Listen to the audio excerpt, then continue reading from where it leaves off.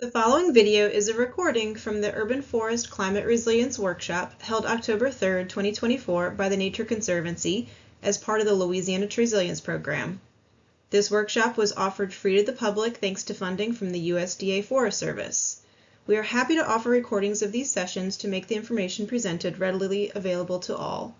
The following video is owned by the Nature Conservancy and should not be reproduced or distributed without our consent, and the content and information presented by each speaker is owned by them and should not be reproduced without their consent.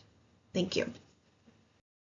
And Amanda is, she's been with TNC since January, early January, so she's a veteran.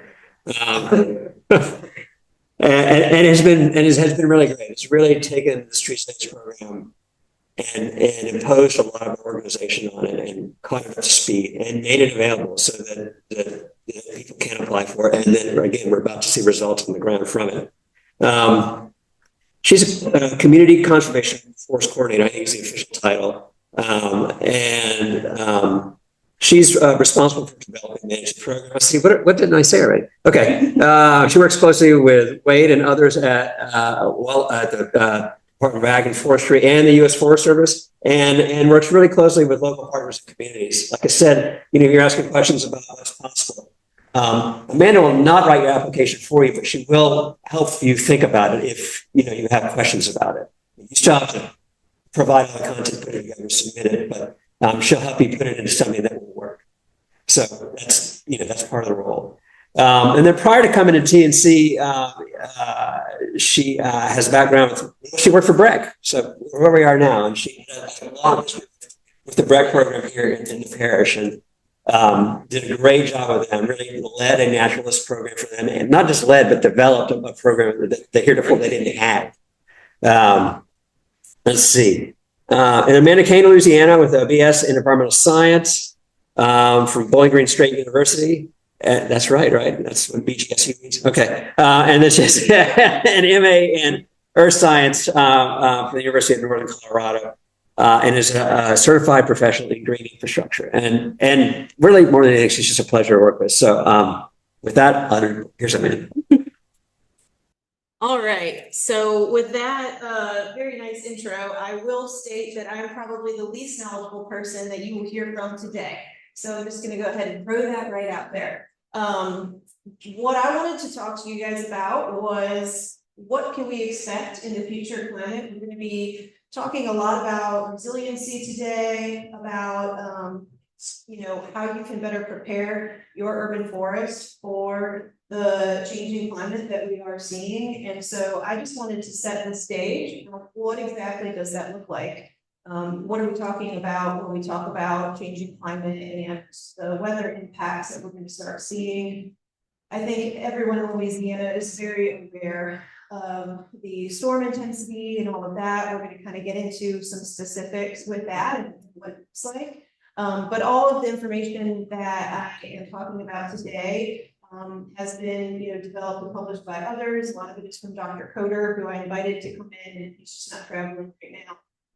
So we'll be talking about some of the stuff that he has done research on, and then I wanted to give you some resources and places that you can go for data to help you plan to prepare, to look into species selection and all of that kind of stuff. So without further ado, kind of get into it. The important part about this is why is it important that we even have this conversation when we talk about climate change. Again, it's just going to help us to plan and prepare our urban forests better. And ultimately, if we're able to have intelligent conversations that are fact and data driven, then when we have to relay this information to the people that are trying to give us money, right, that are responsible for our budgets and for grants and things in order to help us to make more sustainable forests, we can say that intelligently, and we have the information and the data to back it up, which is really important in today's society. So like I mentioned, this first section that I'm going to talk about, you can find in the paper A Different Future, Climate Variability and Tree Health Care by Dr. Coder. So that's where I'm pulling most of this from. Some of this text is a little small, so I apologize for that, but this is just kind of setting the stage as to how we got where we are. Right now, we're in what's called the Anthropocene, which is a period of time that has been greatly impacted by humans. And one of the biggest factors that has done that is our burning of fossil fuels in order to increase the amount of trace gases, or what we call greenhouse gases, in the atmosphere. So carbon dioxide is really the leading player in that. It's responsible for 42% of the impacts of greenhouse gases. This is kind of going a little back into kind of high school science class, but I know I needed a little bit of a refresher on that. So I'm going to go to this slide real fast, and then I'll go back. If you kind of don't remember how that whole system works, you've got these trace gases that are hanging out in the atmosphere. Sun comes in with its radiation, and it hits the Earth's surface, and it bounces back up. And instead of being released out of our atmosphere back into space, it gets trapped and ultimately bounces back in all these different directions, and it increases our global temperatures that way. So that's kind of how that whole mechanism is leading to that increase in global temperatures that we're seeing. That increase in global temperatures is increasing the heat load on our trees. Talk a little bit more about what that is. And then ultimately, we're also going to see an increase in ground level ozone, which is going to have a negative impact on our trees as well. So the four big factors that we're going to kind of go over when it comes to changes in climate and the weather that we're going to see as a result is going to be drought, increase in temperature and heat load, increase in extreme weather events, and sea level rise. And then we kind of have some bonus features of an increase in pest population and ranges, invasive species, and urban heat islands. And so those are kind of the main components that I'm going to touch on today. So increased temperature and heat load. In general, this is not for any place in particular, but just kind of North America. Over the next 80 years, we're projected to see an increase of 5 degrees in temperature. A lot of that, especially for us down south, we're going to see that in the winter time. So instead of getting that cooler break and maybe having some freezes, it's going to start getting a little bit warmer. In addition, we're going to see more days over 100 degrees. And this is important because there is a heat threshold that trees can essentially survive at those temperatures. So when you get above a certain degree, the tree starts to shut down and essentially kind of die off. Our nights are also going to be warmer, which is when trees use to recover from high heat during the day. So all of these things are going to have a significant impact on our trees. And you can kind of see that trend in that chart there on the right. Heat load, I just wanted to real fast, the arborists in the room probably are really familiar with this term, but for those of you that are not kind of in this field, we're not just talking about temperature. These are all of the different ways that that tree is going to experience heat. So yes, it is the sunlight, it is the warm air moving in from other places, but also it's the radiation of heat from surrounding areas. And this is really impactful in urban areas because it's got all that concrete that is absorbing all of that heat. And then ultimately that is going to be felt by those trees. So you have concrete around the roots and then getting reflected back into the canopy as well to increase your water loss. So when we talk about temperatures, how are we impacting our trees? So that heat load, as I mentioned, our water needs will change. The way that nutrients are cycled through our soil is going to change. Our nitrogen and phosphorus, carbon dioxide, and then the ozone levels are going to impact them. So warmer temperatures in general, if you just kind of like take a step back and look at it from a tree's perspective, in general, that's a good thing. So you can increase your photosynthesis, your productivity, and your respiration. However, there's a threshold. So as the temperatures get warmer, your productivity is at some point going to start to drop down because it's just too hot. The problem is your respiration, you can see the red line on that chart, it just keeps going up. So your tree's needs continue. It's still going to be transpiring. It's still going to need water and nutrients, but it's not going to be producing as much food for itself. And so that's where you start to get into this really dangerous territory. And then, like I mentioned before, if you have sustained temperatures over 114 degrees for multiple days, and you don't have those cooler nights where a tree can recover, then you can physically damage the tissue.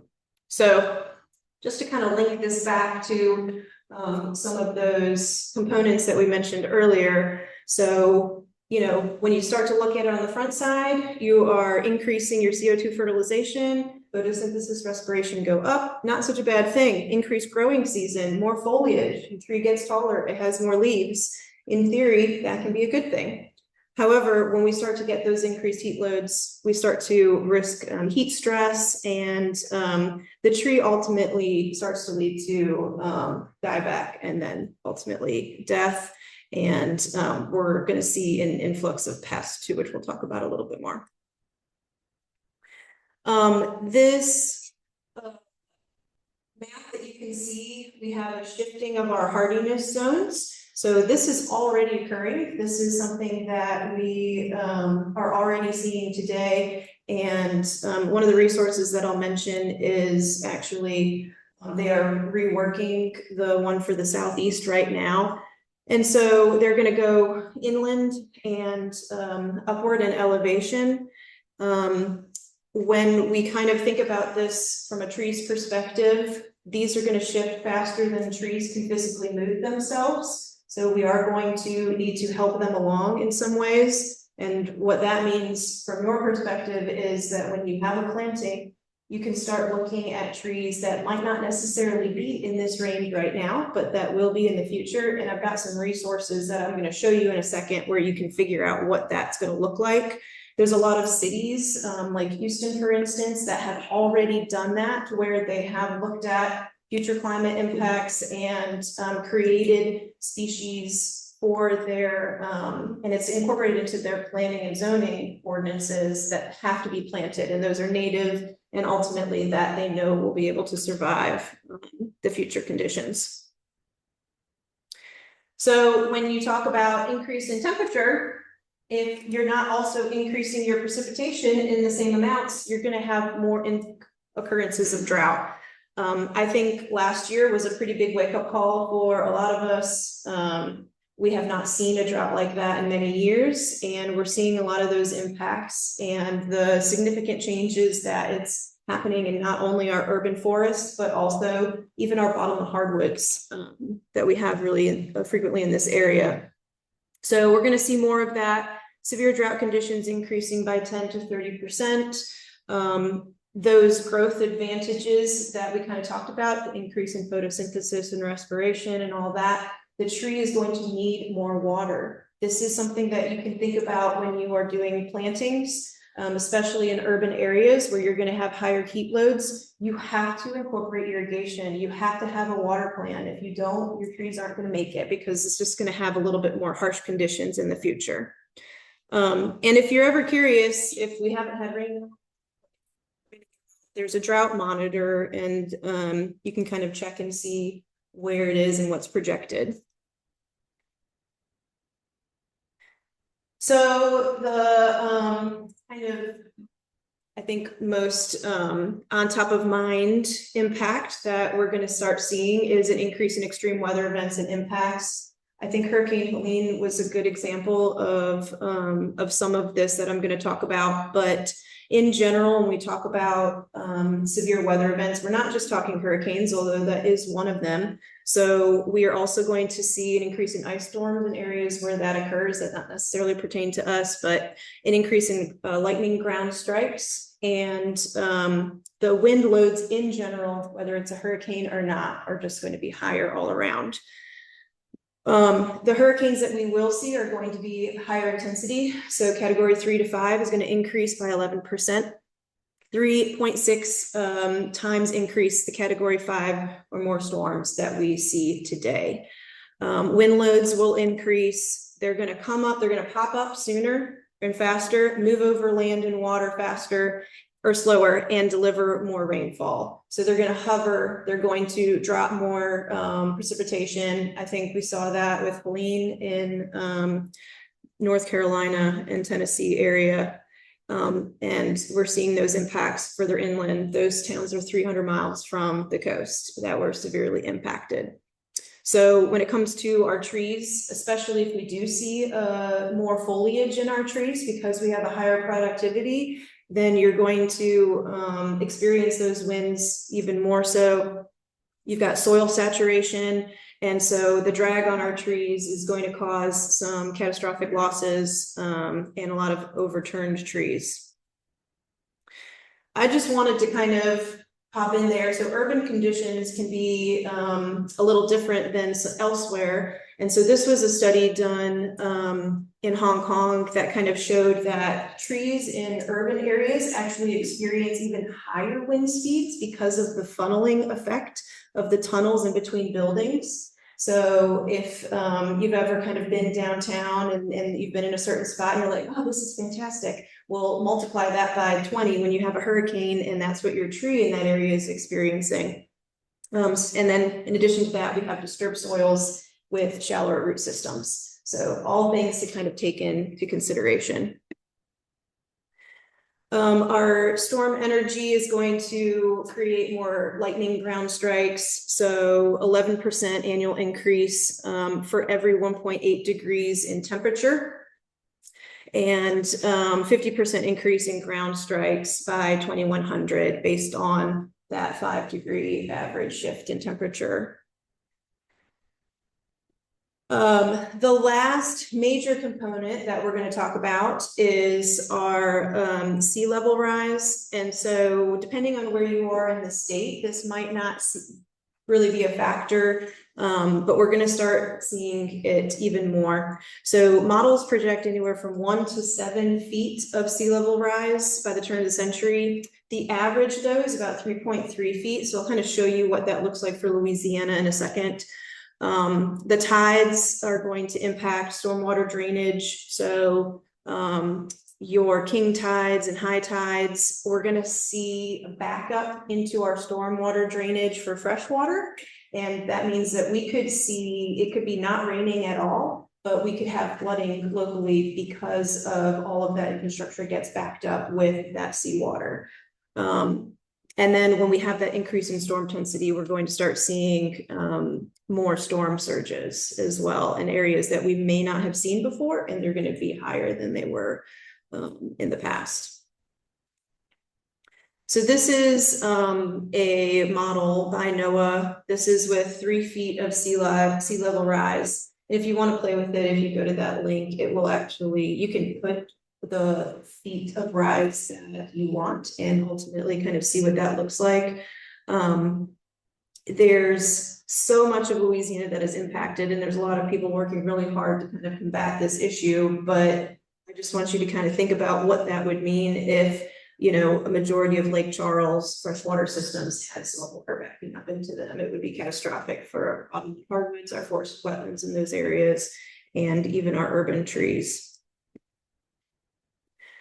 So some additional impacts to consider, we are going to have an increase in tree pest populations. So those warmer temperatures, especially in the cooler months, typically are going to lead to longer reproductive times for these insects. And so we've got bark beetles and ambrosia beetle population will increase, defoliators scale. I think probably most of the places where we live now have mistletoe, but if not, you could expect to see it if it hasn't made its way into your range yet. And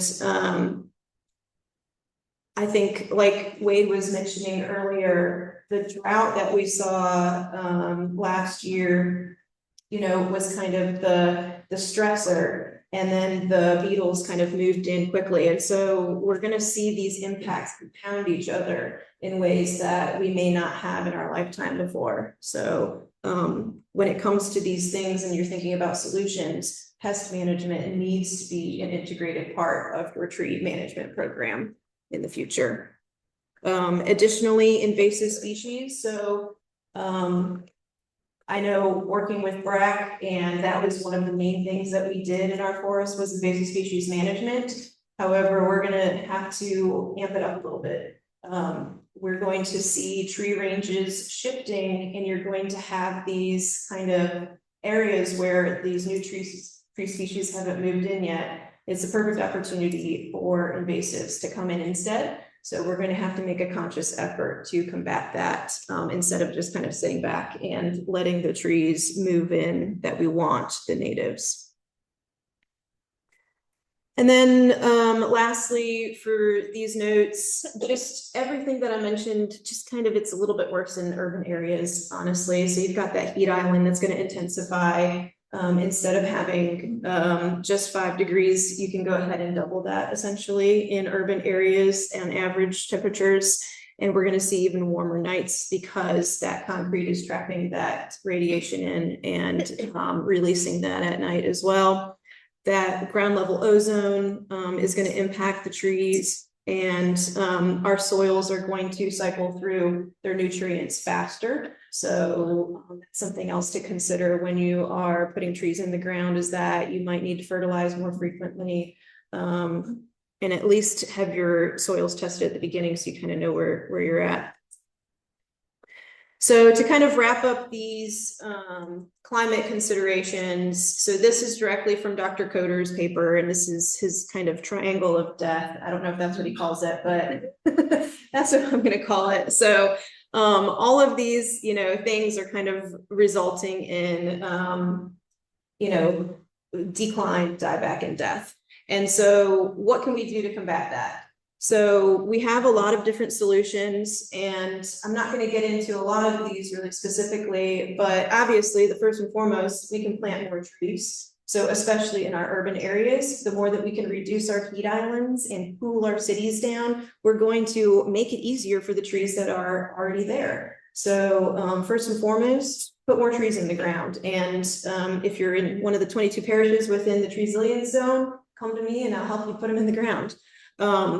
Water management, like I mentioned, you have to think about water moving forward. So is it available readily and during times where there isn't a lot? Is your soil draining properly too? Because if you're in an area where you could have that sea level rise, that can be a problem. Water's going to be evaporating more quickly. And so you need to make sure that you have it available for your tree.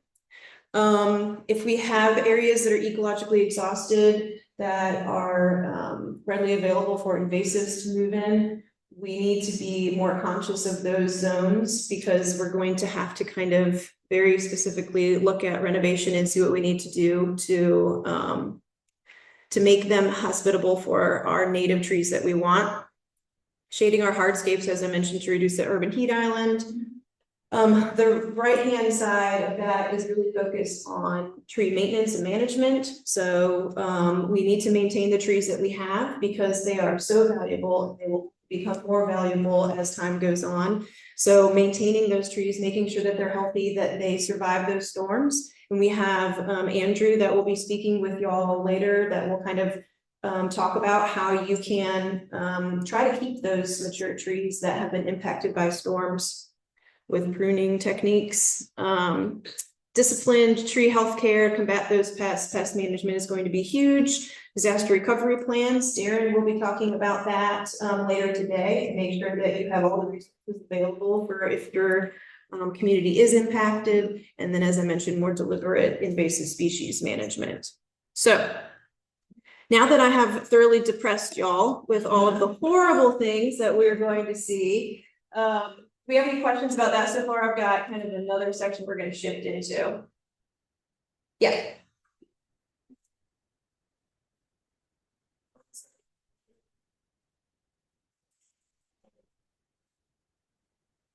I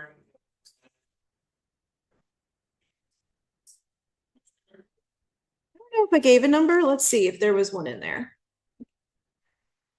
I did not have a number, but if you go to that link, yeah, by Dr. Ken James, he looked at it specifically, and so he might have given a percentage in that.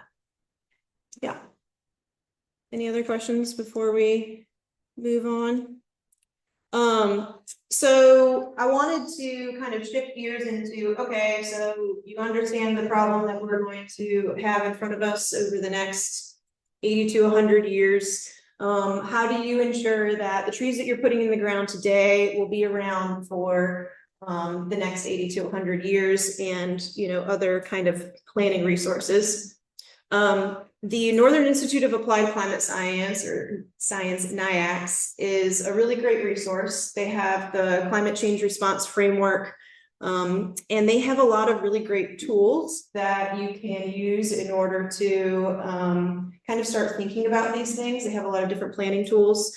So when you look at adaptation planning, you're thinking about, are the trees or the species that you have able to adapt to our changing climate that we're going to see? And they basically have broken that down into a system of kind of analyzing that. They have a lot of trees within their tree atlas, which I'll show you in a minute, that have been ranked on their ability to adapt to climate. And so you can use that as one of your tools for assessing. But they have this vulnerability assessment rating. And so if a tree is not able to adapt, they will be vulnerable to these impacts that we've just discussed. And so they're kind of ranked low, moderate, and high. And this quick guide to adaptation planning for natural resource professionals is a really great resource. And this is kind of one of the systematic planning approaches that they have in there. And so you're kind of looking at what your goals are for your project, defining what you are trying to accomplish. You're going to assess, kind of determine how vulnerable the trees that you have are, and evaluate essentially kind of your management objectives. And then you're going to identify strategies to help the trees that you have adapt, or put new trees in the ground. And then you can kind of monitor the effectiveness. So the way that they have their documents set up is they have strategies, which are kind of these broad responses that you can use. They have an approach, which is more detailed to a specific condition or site. And then they have tactics. And so those are very specific actions that you can take. And so I have an example here of a strategy. So let's say the strategy is you want to reduce the impact of physical and biological stressors on urban forests. And they do have they have specific sections for urban versus others. And so your approach to that would be to reduce risk of damage from extreme storms and winds. This is just one of the approaches that they give. And then a tactic for that is to develop disaster management plans and risk assessments to prepare. Great. And so what does that mean? And so then it's going to have really specific things on how to do that. You can soften the edges of forests and natural areas to reduce susceptibility to wind damage. You can select species that are more tolerant of high winds to improve wind resistance, plant trees in groups rather than as solitary individuals, manage stand density and age in forested areas to reduce risk of property damage and hazards using Stormwise and other forest management practices. And you're like, great, what is Stormwise? I have no idea what you're talking about. Well, they have a link for that. So they actually have all of these resources in the back of that plan, and they have hyperlinks to get you more information about what that is. So it's really user-friendly in that if you approach it from like a standpoint of like, I have no idea what you are talking about, well, they have a plan for that. And on that note, I pulled that one out because I had not heard of Stormwise before. And so I looked it up. I went to the site, and it's essentially was developed for the size of roadways that have utility lines on them and managing that 30-foot corridor along either side of the road, how to prune and manage those areas so that instead of having the area on the left-hand side that really tall trees right next to utility lines that ultimately are going to be more costly to manage, because when a storm comes through, they're going to hit your lines and cause a lot of problems. You end up with these kind of shorter water canopy trees that are going to be a lot easier to manage and are going to be cost for you in the long run because you're not going to have impact to your utility lines. And they have a whole plan to show you how to do that. So it's really kind of good practical applications. They also have an atlas. And so the atlas is great. I'm going to see if I can actually navigate to this.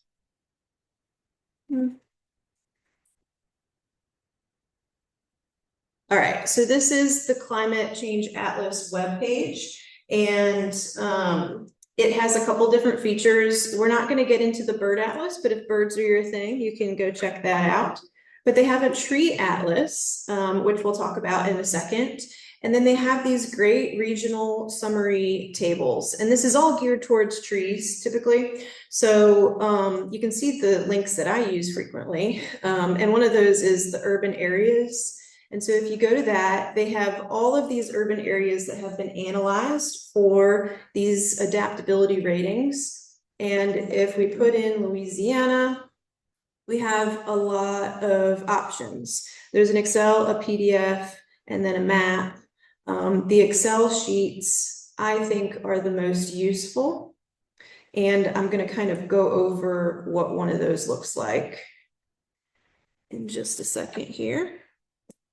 And I also want to make sure that I'm not going ridiculously over in time because I can go pretty far in depth with this. Oh yeah, we're good. Y'all are stuck with me for a little while longer. So this is what one of those Excel spreadsheets looks like. And this front page is a lot about those climate models. And so they use a bunch of different models, which is what you're kind of seeing those scenarios listed as. Make sure you see the same thing I am. And then it has the different year projections that those are at. That's kind of too much information for me, honestly. I don't really need to know all that, but this is the really interesting part. So this is the short list of all of the species that were analyzed for that particular urban area. And it has all of these great rankings on it. So I'm going to navigate back here. Oh, of course you didn't. Let's go back to my slide. There we go. All right, so we did that. So this is going to show you the current species that are found there, but then it's also going to look at species that they are projecting could migrate to that area by 2100.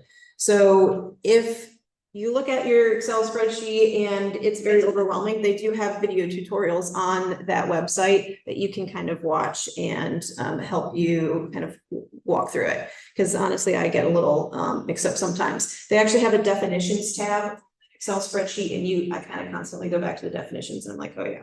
But I'm going to kind of go over some of those just so you can see the amount of information that they have managed to pack into this tiny little sheet. So we've got our species names and our common name there. You've got your range, and so there's a code there for what that means. And so you've got wide versus narrow distribution. Is it a dense versus sparse? And is it high or low importance value if the species is present? And so that high and low importance value is going to be important on some of these, but it's kind of like for that particular habitat, how important is that species that it's there? Then we've got our model reliability. Typically, the more species or the higher count of that particular tree species, the higher your model reliability. And if you have a really low one, it might be because they didn't find that many of them, or it might not be a very well-studied species. The percent of cells is when they did the surveys for that area, what percentage of cells had that species in that 1-by-1 plot. The change class is the interpretation of the potential habitat changes by 2100. So based on two different models, either the 4.5 or the 8.5. I'm not going to get into a lot of that. Basically, they're just different climate models that are used in order to get different projections. But it's basically on whether or not that habitat is going to have a level of change. Is it going to change much, or is the future climate conditions going to be similar enough that you're going to have kind of those same conditions across the board? Adaptability is going to be whether or not that species is ranked to be able to deal with those disturbances. And so if you're low, that's bad. Medium, it's kind of was about the same as what was modeled. And if it's green, it's likely to do better than anticipated. And so they have a bunch of different factors, and I'll show you what those are what they use to get those adaptability ratings. Abundance is going to be based on that importance value that I kind of mentioned before. So is that species abundant, common, rare, or absent right now? And we're going to talk about like whether or not it's going to come in the future in a second. So capability is it going to essentially be able to cope or persist with climate change? And then shift is that species going to migrate at all? Is it going to infill that area if it is not there already? And so if it's an infill, it's present but rare, but it's going to increase. And if it's going to migrate, it means it's not here right now, but it's coming in. Yes.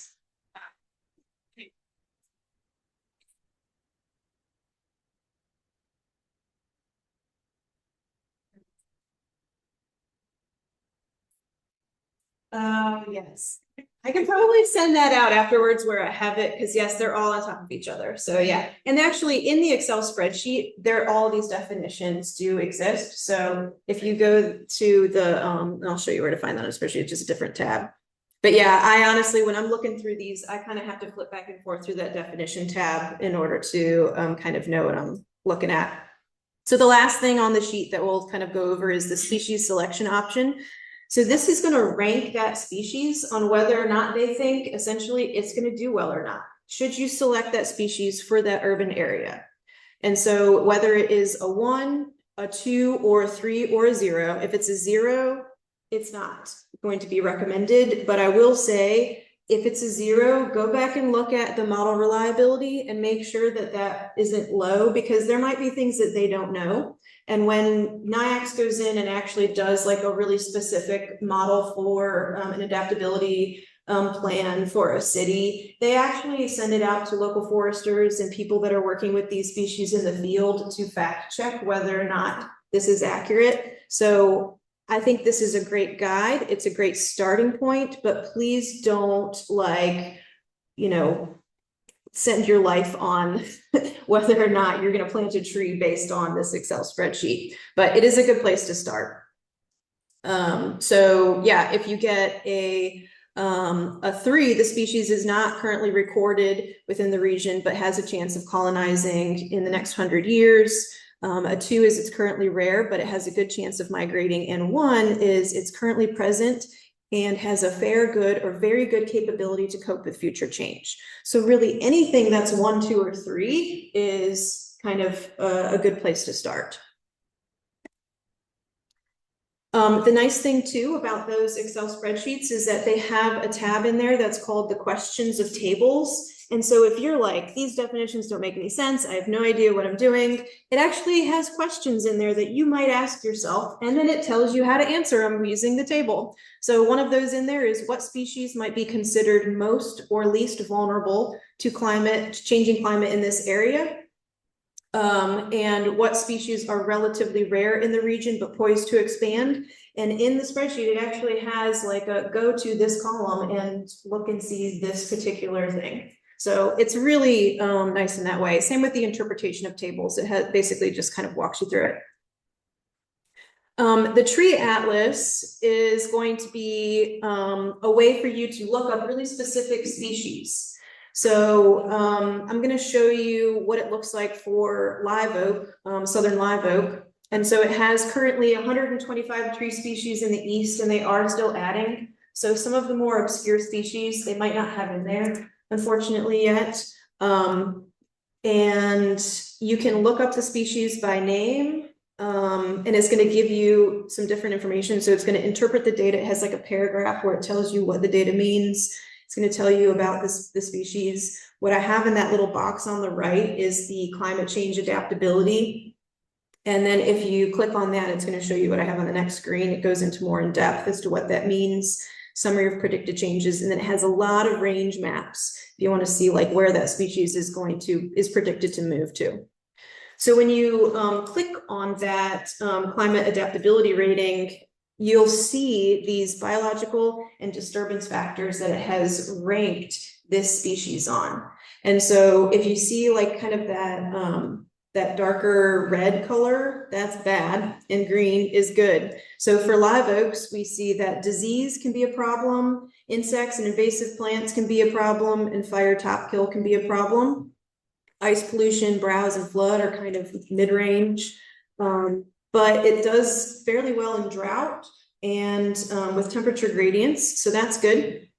And most of the biological things seem to be pretty kind of good across the board, but in general, this species received a 5 in the adaptability range, which is kind of the mid range, it's medium. And so kind of to go through a scenario of what this would look like, if you were to ask, what is the most adaptable tree species for my urban planting located in New Orleans? You could kind of insert whatever city you wanted to. This is the chart for New Orleans. And so I actually ranked it based on the SSO rating or the species suitability. And so I kind of looked at those and I was like, oh, okay, interesting. It has shortleaf pine and southern red oaks as 3. And if you remember, that means that they're not really there right now, but they are predicted to do well in that area if you wanted to plant them. And then you could go into the tree atlas at that point and you could look at those species a little bit closer, and maybe you know that your urban area has some water issues. You can kind of compare those species for how it does in drought. And I can see here that shortleaf pine does a little worse with drought than my southern red oak. However, if I'm mostly worried about wind and storm damage, I can see that the southern red oak is going to rank worse for that than the shortleaf pine, which does really well in storms. And so this is just another tool that you can use to kind of compare and analyze species and determine what works best for you. And to kind of wrap it up, I just have a couple other resources. So if you're just looking to get some more climate data for your area in particular, you can look at the Climate Toolbox. It was created by the University of California. They have a really cool mapper tool with a lot of different features that you can kind of go in and select. And that is an example over on the right-hand side, just of like the mean average temperature between as a historical simulation. You can do historical, current, and future. You kind of want to see climate trends and how they have changed over time, which is really nice. And then what I mentioned earlier was they're currently updating the Silvix of North America, and our Southeast Climate Hub is working on our area. And if you go to that website, they have a lot of interesting information. They are adding a chapter on urban forestry, which they did not have before, which is fantastic. They're going to expand the species list, update the range and projection maps, and they have, like I said, a lot of new chapters. So I think that's going to be a great resource. They were anticipating on having some chapters released in May. I don't know if that actually happened or not, but I think in the next year or two, we could see some information coming out about that. And without further ado, is there any questions?